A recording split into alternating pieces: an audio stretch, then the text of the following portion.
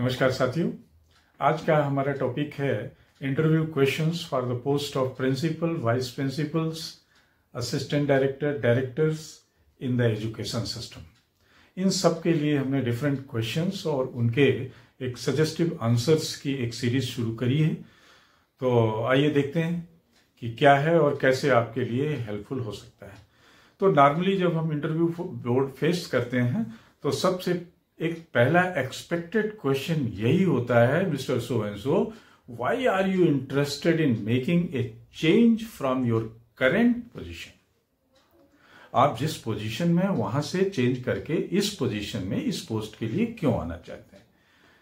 And why are you interested in this organisation. अगर आप KVS, NVS या state board में जाना चाहते हैं तो आप क्यों आना चाह रहे हैं। Your suggestive answers should be like this. Sir, I am switching over the post and the organization because of so many reasons. One is due to seeking new challenges and opportunities for growth. Then alignment with the personal values or a desire for a different work environment. मैं इसलिए आना, I want to come because of this thing I am switching over. और जहां तक organisation की बात है कि उसमें क्यों आना चाह रहे हैं, उस स्कूल में क्यों जाना चाह रहे हैं, तो the right answer would be that you might be attracted because of the academic reputation of the organization or the school, or because of the specific programs or courses the organization is offering, or faculty expertise, or campus culture, or location, or resources available for research or extracurricular activities. आपको यहां बताना है आप switch over इसलिए कर रहे हैं क्योंकि यहां पे आपको नए चैलेंजेस और नई अपॉर्चुनिटीज मिलने वाली हैं अपनी ग्रोथ के लिए।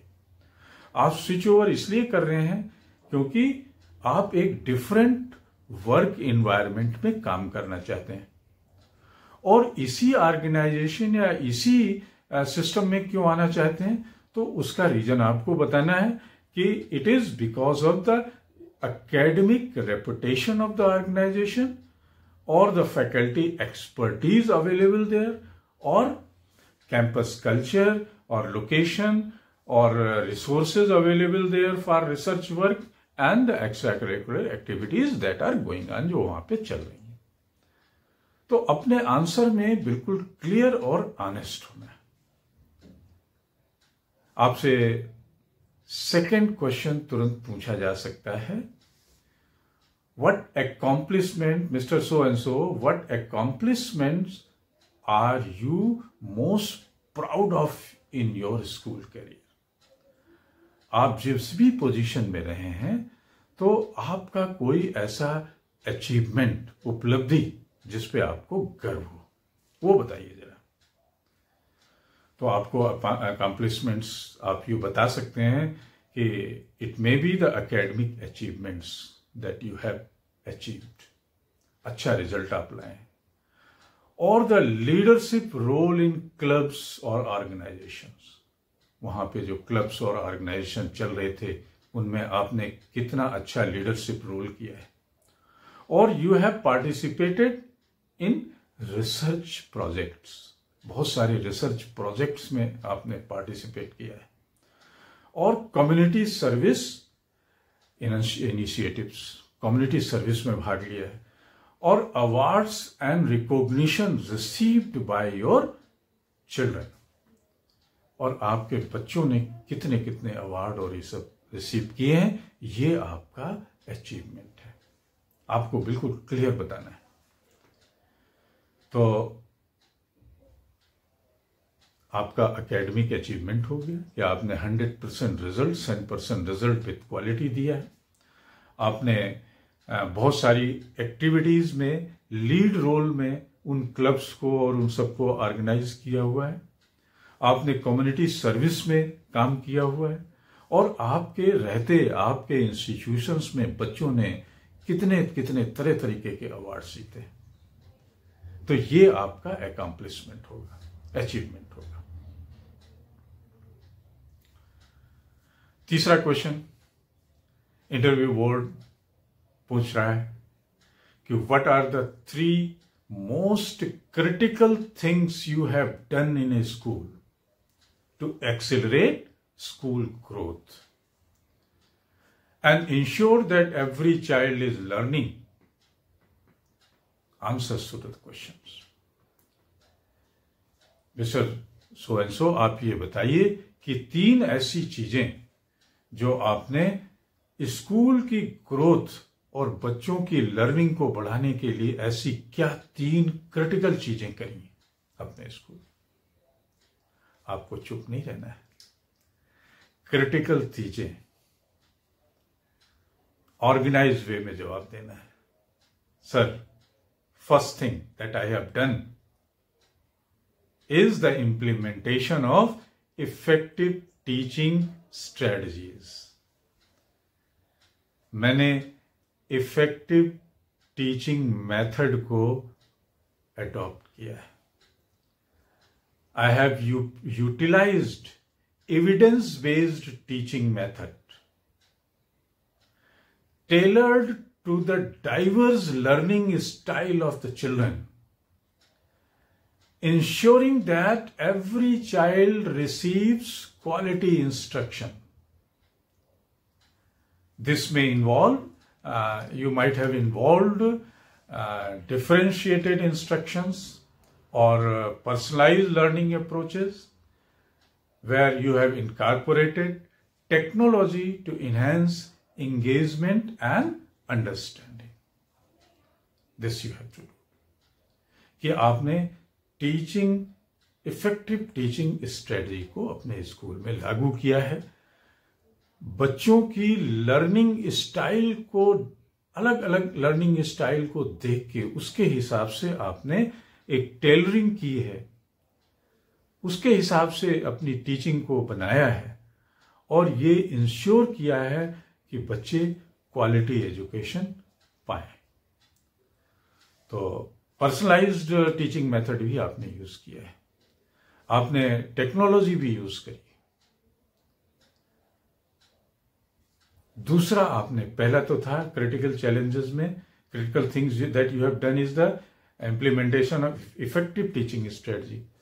दूसरा आपने क्या किया है, आपको बताना है data driven decision making.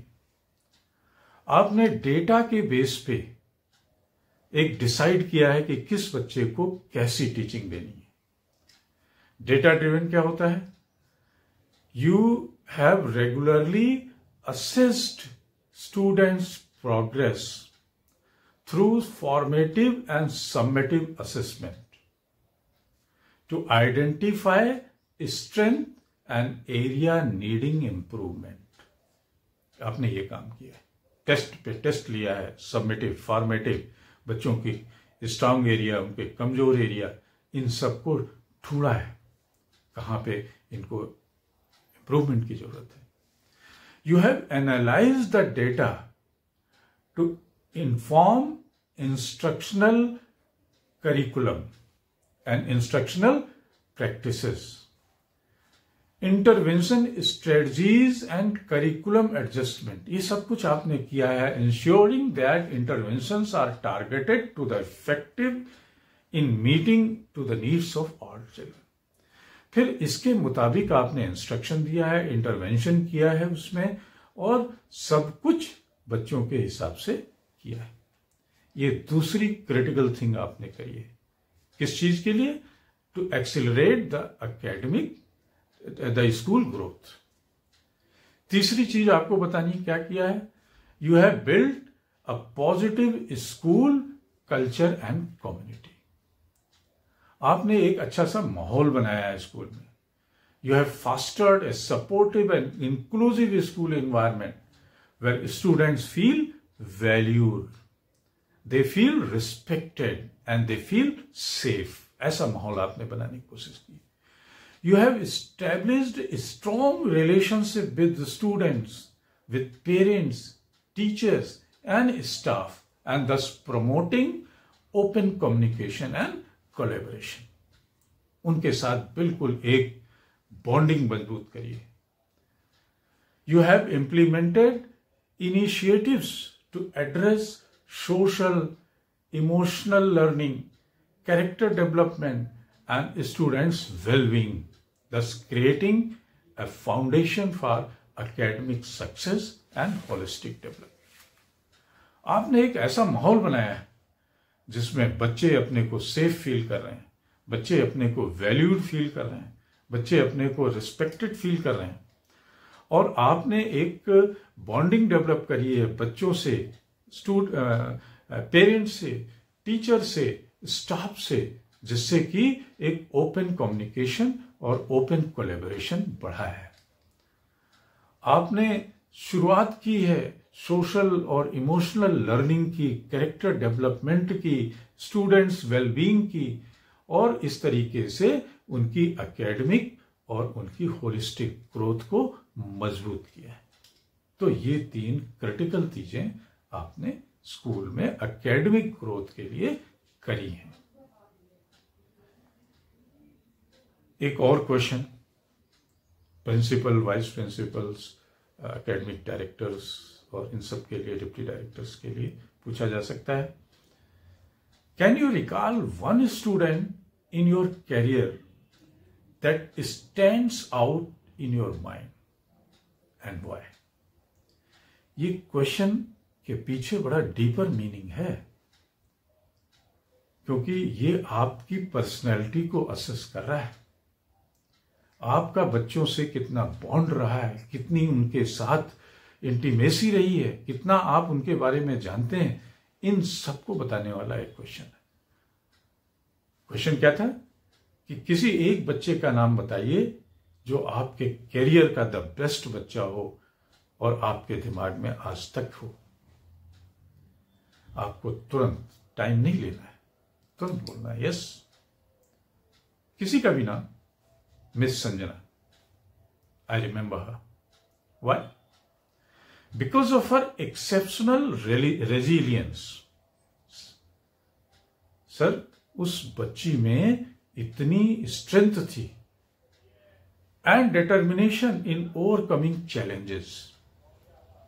Despite facing personal obstacles including financial difficulties and family issues, she constantly demonstrated a strong work ethic and a positive attitude towards her studies.